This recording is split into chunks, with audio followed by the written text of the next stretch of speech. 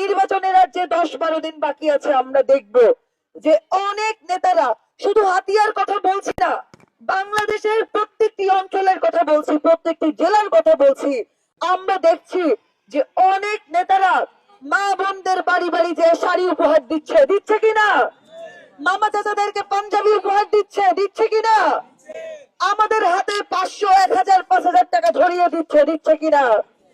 একটা কথা মনে রাখবেন, এই শাড়ি দেওয়ার মাধ্যমে, এই পাঞ্জাবি দেওয়ার মাধ্যমে, এই 500, 1000, 5000 টাকা দেওয়ার মাধ্যমে তারা আমাদের ভোট কিনতে চায়। আমাদের ভোট কিনা মানে কি? আমাদের ভোট কিনা মানে আমাদের বিবেককে কেড়ে ফেলা।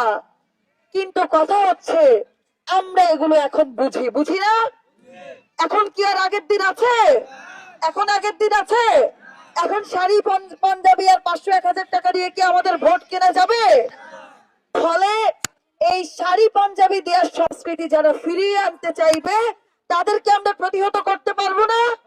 তাদেরকে আমরা প্রতিহত করতে পারবো না? এই যে গত পরশুদিন আমাদের অনেক নেতা কর্মীর উপর হামলা হয়েছে, আপনারা তারপর প্রতিবাদী মিছিল করেছেন না? আপনারা মিছিল করেছেন না?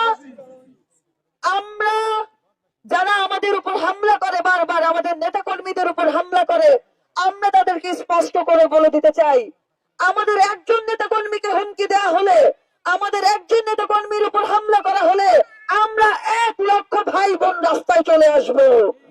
আমরা 1 লক্ষ ভাই বোন একসাথে আপনাদের বিরুদ্ধে দুর্গ গড়ে তুলব। আমরা একসাথে প্রতিরোধ গড়ে তুলব। আমাদেরকে ভয় দেখানো এত সহজ?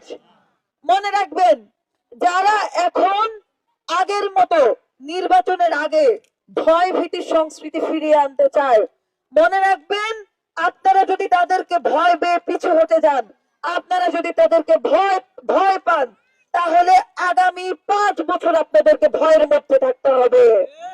ফলে আমাদের কাউকে ভয় পাওয়া যাবে না। আমরা ভোট দেওয়ার ক্ষেত্রে আমাদের বিবেকের কথা শুনতে হবে। যে আমাদের জন্য লড়াই করেছে, যে আমাদের জন্য সংগ্রাম করেছে, নিঃস্বার্থভাবে ক্ষমতায় না থেকে তার প্রতি কি আমাদের ইনসাফ করতে হবে না? তার প্রতি কি আমাদের ইনসাফ করতে হবে না? তার প্রতি অবশ্যই আমাদের ইনসাফ করতে হবে। ফলে মা বোন আপনাদেরকে বলছি, নারীরা যারা আছেন আপনাদেরকে বলছি, আপনারা কত তারিখে ভোট দিতে যাবেন? কত তারিখে? আপনারা 12 তারিখে ভোট দিতে যাবেন।